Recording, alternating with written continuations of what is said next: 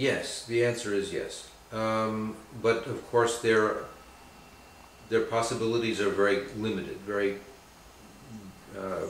small. There were groups monitoring human rights behavior inside the Soviet Union. They, especially after 1975, when the Helsinki process started, this inspired the Moscow Helsinki group and other such organizations to start writing reports about the situation of prisons, the situation of political prisoners, the situation with respect to the violation of various norms that were established in the Helsinki Accords, and they passed this information to newspaper reporters very often. They came sometimes to meetings in the Helsinki process, and so they did do work, and it's possible to do work. But what's so tragic about Turkmenistan is that Turkmenistan hasn't even undergone reforms such as Gorbachev proposed. There hasn't been any perestroika in Turkmenistan. There is no glasnost in Turkmenistan. This is a totalitarian state which is several decades behind other countries in the region, even in the former Soviet republics, and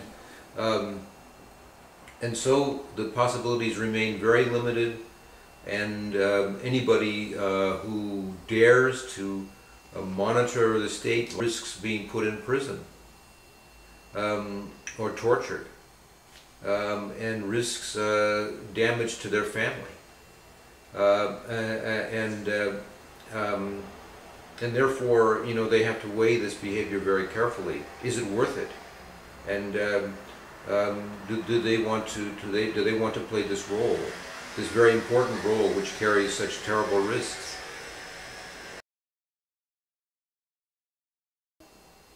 What really makes a difference is what really can make a difference is rhetoric. There are very few leaders in our region, meaning the Euro-Atlantic region, Europe and the United States and Canada, or anywhere in the world, who are speaking up for human rights these days. I don't think that the American president has done nothing about human rights. He has actually done a number of things about human rights which have been ignored because he's so unpopular.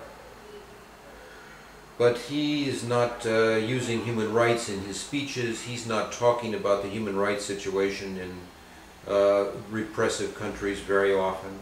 One of the reasons is that he thinks that he needs repressive countries to fight terrorism, which is a very paradoxical policy. I'm not having in mind very many European leaders who are really talking about human rights. Now, there's nothing that is going to, they would suffer no serious, it would be no major political risks for a leader of a small country especially to make statements denouncing human rights violations. And when that happens, the countries do pay attention, and the civil society in that repressive country feels that they have a friend, feels that somebody is understanding, and they have this rhetoric provides a kind of foothold for concrete actions, and it, most importantly though, provides inspiration. And now you have a feeling that the human rights defenders in countries like Turkmenistan have really been forgotten. they may not, or it appears that they have been forgotten. Now, they may not have in fact been forgotten, but with respect to, information that's in the public domain, it appears that they've been forgotten. And this is a signal to the governments, like Turkmenistan, that they can do whatever they want with no risk, no bad publicity, no embarrassment, no need to explain anything, and they feel that their behavior has been accepted.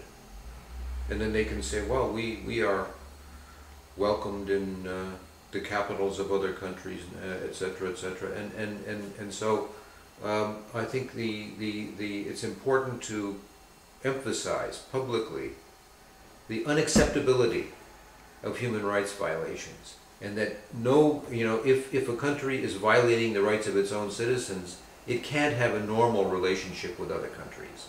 That these human rights violations will interfere with normal relations, with trade, with diplomatic relations, with cultural exchanges, with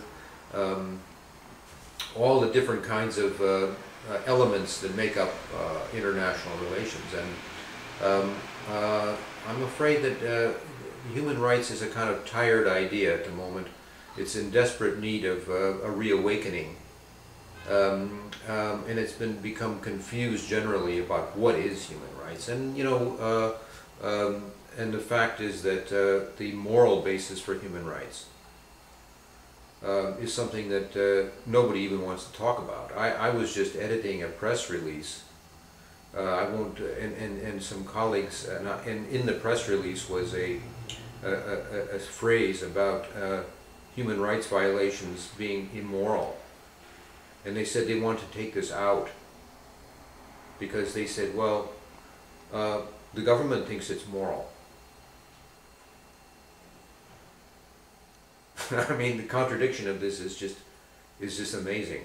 Our culture has become so unsure of itself that we cannot clearly state what's moral and what's immoral, and we have lost the foundations for making these kinds of judgments, because ultimately human rights is a moral question, not just a legal question. And this is one of the reasons why the whole human rights